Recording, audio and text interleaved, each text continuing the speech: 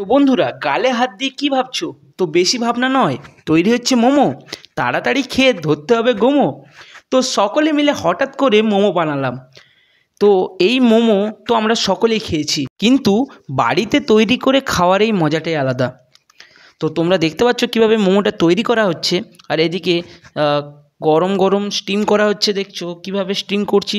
আর সাথে ছিল এই আমাদের ধনেপাতার চাটনি, আর তার সাথে ছিল টমেটো সস। আর এদিকে আমি মোমোটা নিয়ে জাস্ট টেস্ট করতে বসে গেছি। তোমাদেরকে দেখানোর চেষ্টা করছি মোমোটা স্টাফিংটা কতটা ছিল। আর যেহেতু আজকে ছিল ভেজ মোমো, আর অন্য দিন আমরা ট্রাই করব চিকেন মোমো।